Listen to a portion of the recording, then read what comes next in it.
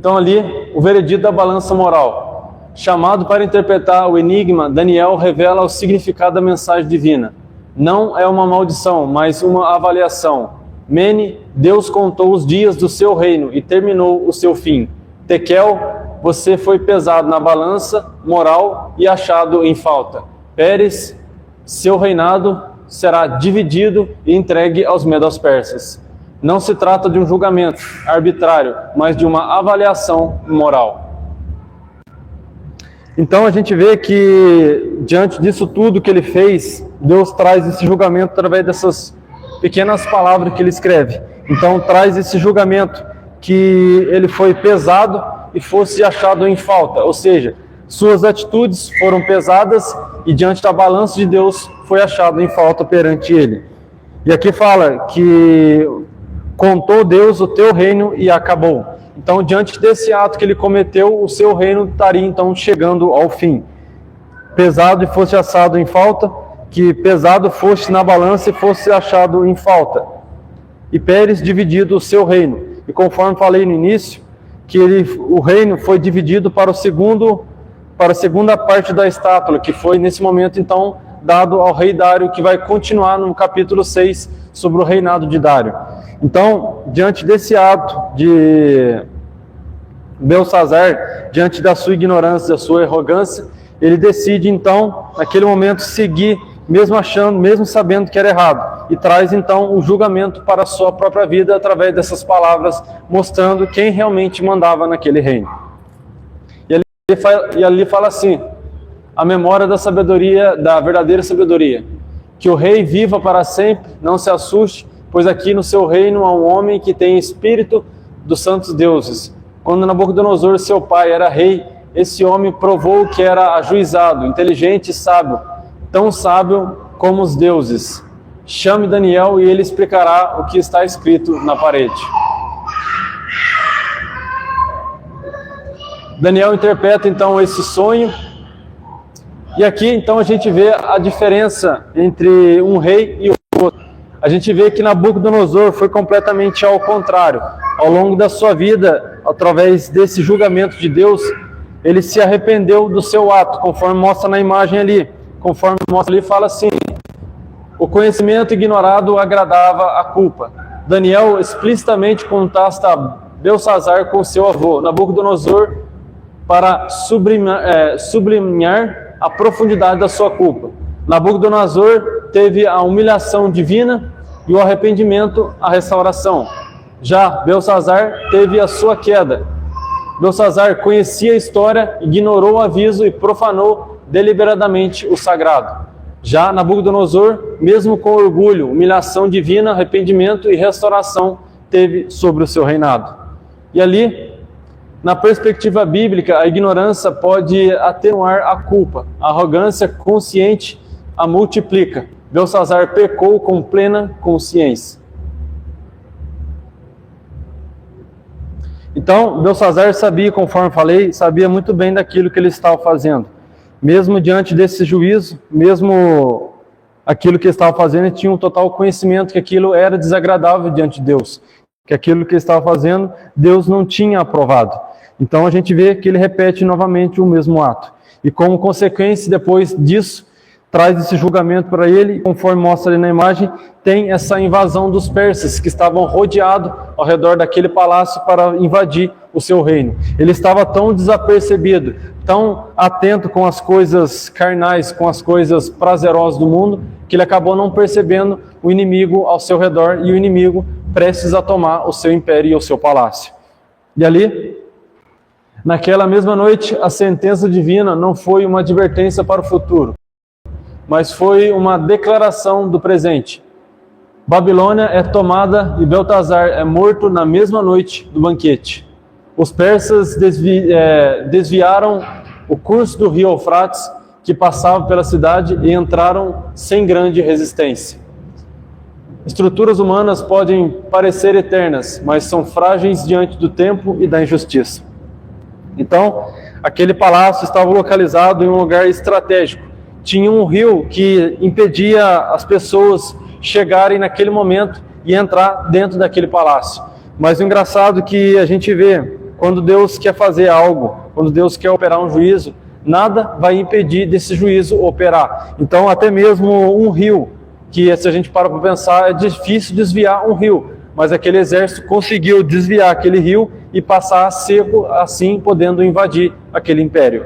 Então, o orgulho de Belsazar levou ele à queda. O orgulho de Nabucodonosor poderia ter levado à queda, mas levou assim a uma restauração e uma nova identidade, ou seja, assumindo então aquilo que Deus realmente esperava que ele reconhecesse, que é a soberania de Deus. E ali, uma lição esquecida, o orgulho e a queda de Nabucodonosor. Daniel recorda como Deus Altíssimo deu poder, glória e majestade a Nabucodonosor. Contudo, ele ficou tão vaidoso, tão teimoso e tão cheio de si, que foi derrubado do poder, foi expulso do meio dos seres humanos, perdeu o juízo e agia como um animal, até que reconheceu que o Deus Altíssimo domina todos os reinos do mundo. E a acusação, o Senhor sabia de tudo isso. E o Senhor, o rei Beltazar, filho de Nabucodonosor, sabia de tudo isso, mas mesmo assim não tem sido humilde. Pelo contrário, o Senhor desafiou o rei do céu e deu louvores a deuses de prata e de ouro, que não veem, não ouvem e não sabem de nada. Mas o Senhor não deu glória a Deus, aquele que tem o poder de matar ou de deixar viver, o que decide tudo o que acontece com o Senhor. E isso é um espelho que a gente vê também na nossa realidade, que a gente vê conforme acontece da mesma forma nos dias atuais, que a gente vê conforme o orgulho, conforme já falei em diversos outros ensinos, tem tomado conta da vida das pessoas e muitas vezes até mesmo da vida das pessoas dentro de uma igreja. Então, a gente vê como que o orgulho pode impactar as nossas vidas, como que o ego, como que a gente se achar superior ou se achar melhores pode impactar principalmente na nossa vida com Deus. E ali, conforme fala ali, o espelho da Babilônia e a arrogância moderna. O comportamento de Beltazar não será confinado à história. Ele se reflete em atitudes modernas, arrogância tecnológica, a crença de que a inovação pode resolver todos os problemas, confiança excessiva no dinheiro, a segurança depositada em sistemas financeiros e riqueza material e desprezo por valores espirituais, a ideia de que a moralidade é relativa e não há prestação de contas. É por isso que ele mandou essa mão escrever na parede essas palavras: Mene, Mene, Tekel, Parsim. E esse é um princípio universal do peso mortal. A frase pesado foste na balança é uma metáfora temporal. Toda cultura tem uma essência, tem sua essência, possui um senso de justiça, equilíbrio e responsabilidade.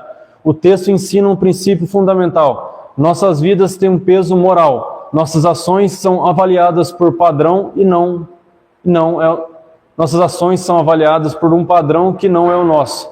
Não somos julgados pelo que possuímos, mas sim pelo que somos. Então, e aqui vai falando, prosseguindo.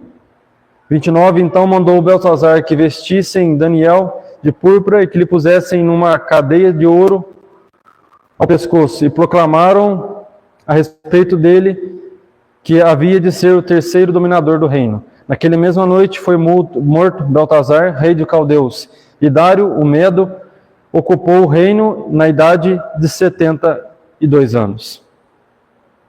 E mesmo assim, através dessa atitude, ele passa por esse momento que poderia ter sido diferente, conforme...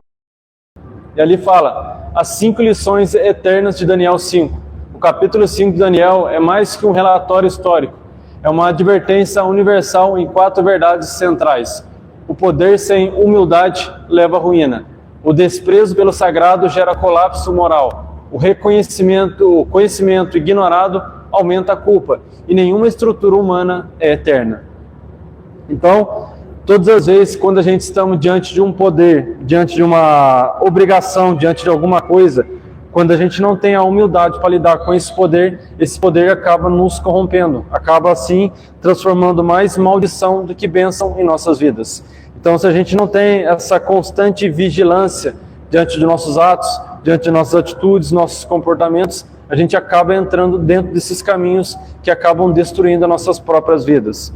Conforme mostra ali, o desprezo pelo sagrado gera o colapso moral, o conhecimento ignorado aumenta a culpa.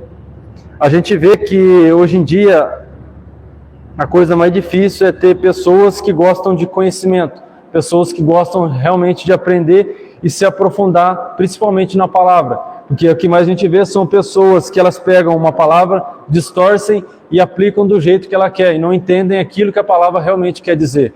Então, quando a gente ignora um conhecimento, a gente não pode dizer um dia diante de Deus que a gente não conhecia alguma coisa, porque a gente teve muitas das vezes a oportunidade ao longo da nossa vida de ter conhecimento, mas a gente não teve a coragem de buscar esses conhecimentos. Então, a gente muitas das vezes acaba pecando e acaba errando diante desses atos. E conforme fala ali, nenhuma estrutura humana é eterna. O que a gente vê que mais muitas pessoas caem nos dias atuais é acharem que eles são eternos, acharem que eles podem fazer qualquer coisa que não terão umas consequências diante dos seus atos. E esse é um dos piores erros e enganos que o ser humano pode cair.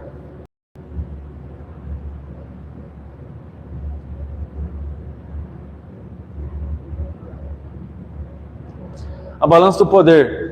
O banquete de Baltazar permanece como uma história temporal sobre a fragilidade da autoridade humana, quando confrontada com a prestação de contas. Um lembrete que todo poder, por mais absoluto que pareça, pode ser pesado, medido e sentenciado. A balança da história e a nossa própria medida. Babilônia caiu, mas o comportamento que o destruiu continua presente em todas as gerações. A história é governada por princípios morais e o ser humano não controla o tempo, o peso nem o fim. A pergunta final do texto permanece: se nossa vida fosse pesada hoje, o que a balança revelaria? Então, essa pergunta é para cada um de nós. Se essa balança viesse na nossa vida hoje, o que ela revelaria sobre nós? Ela revelaria que nós estamos firmes, que nós estamos constantes, que nós estamos melhorando na presença de Deus, ou que nós estamos em falta, que nós estamos faltando muita coisa para chegar numa medida que seja agradável a Deus. A gente vê que o que mais tem acontecido ao redor do mundo são coisas ruins, guerras, destruições, maldades, mas a gente vê que esses poderes eles não vão permanecer para sempre. Vai chegar um dia que vai ter uma prestação de conta. Assim como eles, nós também iremos prestar essa conta diante de Deus. Aí a grande pergunta que fica para cada um de nós: como que está a nossa balança no dia de hoje?